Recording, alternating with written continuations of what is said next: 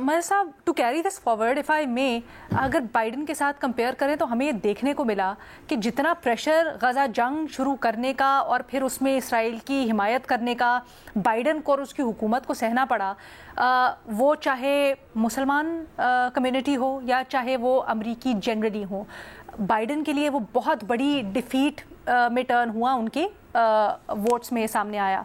अब क्या समझते हैं, क्या ये कहीं ना कहीं ट्रंप के लिए भी ख़तरा बन सकता है? देखिए, हुए तुम दोस्त जिसके दुश्मन उसका आसमां क्यों हो। मसला ये है कि जो लोग इसका कॉन्टेक्स्ट देखें कि कहाँ प्रेस कॉन्फ्रेंस हो रही है, कहाँ मीडिया टॉक हो रही है। जिसने इजराइल में तबाहकारी की और जिसने सहूलतकारी की, वो दोनों वहाँ मौजूद थे। तो सहूलतकार ये कह रहे हैं कि हम आके इजराइल में जो फ़लस्तीनियों में और इधर उधर वो करेंगे, हम गाज़ा में तामीरात करेंगे। वो बेसिकली वो जो इजराइल के जुल्म सितम है, जो जबर है, जो इजराइल को दुनिया एक कातिल के तौर पे देख रही है, उसको, उस टोन को माइल्ड करने की कोशिश की है डोनाल्ड ट्रंप ने, ये कहकर कि हालांकि उधर वो कंडेम कर सकते थे, उधर ये कह सकते थे, अगर यही तकरीर Donald Trump address to the nation करते अमेरिकन उसमें, और वहाँ इजरायली वज़ीर-ए-आज़म नहीं खड़े हुए होते, तो उसका कॉन्टेक्स्ट बिल्कुल मुख्तलिफ लिया जाता उसमें, कि शायद बाइडेन की पॉलिसी को रीविज़िट करने वाली बातें हैं इसको। तो मुझे नहीं लगता कि कोई मेजर पॉलिसी चेंज आएगी, लेकिन ये मुझे कैलकुलेटेड मूव लगती है। अच्छा, कैलकुलेटेड मूव इस लिहाज से कि उससे पहले, मीडिया टॉक से पहले दोनों की मुलाकात हुई। मुलाकात कोई गालबन घंटा 2 घंटे जो भी मुलाकात हुई है जितने, और उसके बाद आके ये मीडिया टॉक हुई है। तो ऐसा नहीं है कि ये बिल्कुल एकदम out of context, out of box जाके उन्होंने ये बात कर दी डोनाल्ड ट्रंप ने।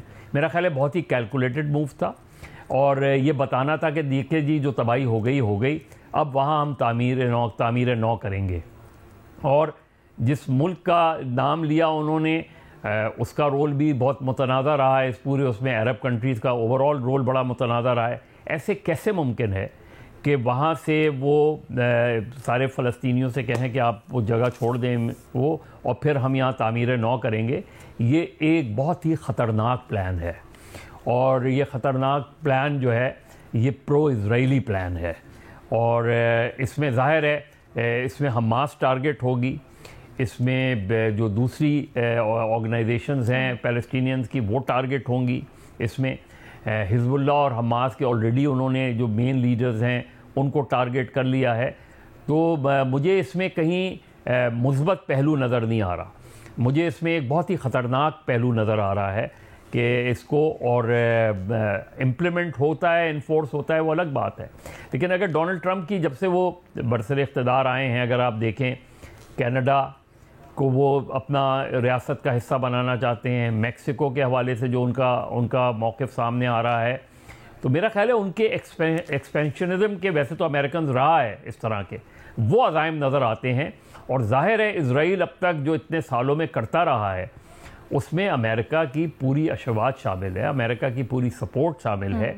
तो आज बजाय इसके कि डोनाल्ड ट्रंप इज़राइली वज़ीर-ए-आज़म के साथ खड़े होकर जब बात कर रहे थे, तो वो उन एट्रॉसिटीज़ का भी जिक्र करते, उन बच्चों की किलिंग्स का भी जिक्र करते, उन 43,000 लोग जो मारे गए, भले वो वहाँ खड़े होकर हमास को भी कंडेम करते, क्रिटिसाइज़ करते, लेकिन अगर वो ये कह के बात आगे बढ़ाते तो एक अलग बात थी। ठीक है, लेकिन उन्होंने, मेरा ख्याल है, इज़राइल का दिफा करने की कोशिश की है, ये सब कुछ कह के।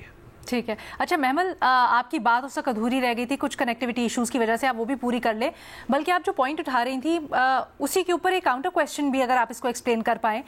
आप कह रही थी कि अमेरिका में जिस तरह से ट्रंप अपनी पॉलिसीज़ आगे लेके चल रहे हैं, लेकिन फैक्ट ऑफ द मैटर यही रहा है कि बाइडन ने जब ये सारी गाज़ा जंग के दौरान उनका जो किरदार रहा, बड़ा उनको अमेरिका के अंदर से ही तनकीद का सामना रहा, बहुत मुजाहिरों का सामना रहा, और फिर हमने देखा कि वो कहीं ना कहीं वोट की सूरत में लोगों ने अपनी राय का इजहार किया उनके खिलाफ। क्या आपको लगता है उस तरह का जो प्रेशर है वो ट्रंप को भी फेस करना पड़ सकता है या नहीं? लेकिन ना ट्रम्प तो अपनी सेकंड टर्म में आए हैं और वो जो है बड़ी एक वाज़े मेजॉरिटी के साथ आए हैं, तो उनको तो उस तरह का प्रेशर जो है वो पता नहीं, मेरा नहीं ख्याल कि उनको फेस करेंगे। लेकिन जो वैसे मैं ये बात करना चाह रही थी कि बाइडेन एडमिनिस्ट्रेशन हो या ट्रम्प एडमिनिस्ट्रेशन, यानी डेमोक्रेट्स हो या रिपब्लिकन हो, जब इजराइल की बात आती है तो इनकी पॉलिसीज में कोई फर्क नहीं होता। अगर 46,000 लोग जो हैं उनको उनकी जेनोसाइड उनके कमिट की गई है बाइडेन एडमिनिस्ट्रेशन के अंदर, तो ये ऐसा नहीं होगा कि ट्रंप के अंडर रुक जाएगी। ऐसा नहीं होगा, कोई ये एक्सपेक्ट कर रहा है कि फलस्तीनियों के ऊपर जो मुजालिम ढाए जा रहे हैं, जो सब कुछ उधर एक नस्ल कशी हो रही है, वो खत्म हो जाएगी जस्ट बिकॉज ट्रंप आ गए। अमेरिका की पॉलिसी वैसे की वैसी है। जैसा मैंने कहा कि ह्यूमन राइट्स वॉच की भी जो आप अगर स्टेटमेंट देखें कि वो पहले से ही कंप्लिसिट थे, और अब जो है अगर उन्होंने इस चीज के अंदर कोई ऐसी वाज़ेह पॉलिसी ली कि जिससे फोर्स्ड उनको वहां से जो है वो उनकी डिस्प्लेसमेंट की जाए, तो फिर तो वो उसके अंदर ना सिर्फ ये कि वो कंप्लिसिट होंगे बल्कि वो भी वॉर क्रिमिनल्स होंगे। शहजाद, आप कुछ कहना चाह रहे हैं? एक पॉइंट में ये सिर्फ ऐड करना चाह रहा था, क्योंकि ये जो बात हो रही है ना कि अब उनकी टीम की जानिब से भी कि एक टेम्परेरी आर्जी मुंतकली होगी और रिहैबिलिटेशन के बाद आप वापस आ जाए। यूनाइटेड नेशन के मुताबिक 1.2 बिलियन सिर्फ मलबा हटाने के लिए लगेगा और $50 बिलियन गजा को रीबिल्ड करने में लगेगा, and it will take 21 years. ये कोई 1-2 साल की या 8 महीने की बात नहीं हो रही है। यूनाइटेड नेशन के मुताबिक $50 बिलियन और 21 साल लगेंगे रीबिल्ड में। तो बेसिकली आप ये कह रहे हैं कि 2 दिहाइयों के लिए आप चले जाएं और वापस आ जाएंगे, आप अपनी जगहों पे ले लेंगे। आपको पता है कि वंस दे लीव उसके बाद क्या हो रहा है, कब्जा हो जाना है वहां पर। 2 महीनों के लिए शहजाद अगर कोई चला जाता है तो वो उसके ऊपर कब्जा हो जाता है। ये मतलब कि 21 साल के लिए चाह रहे हैं कि चले जाएं लोग। अच्छा, जाहिर सी बात है, सबको ये नजर आ इजराइल रहा है को कि हैंड क्या ओवर करना है बेसिकली सारी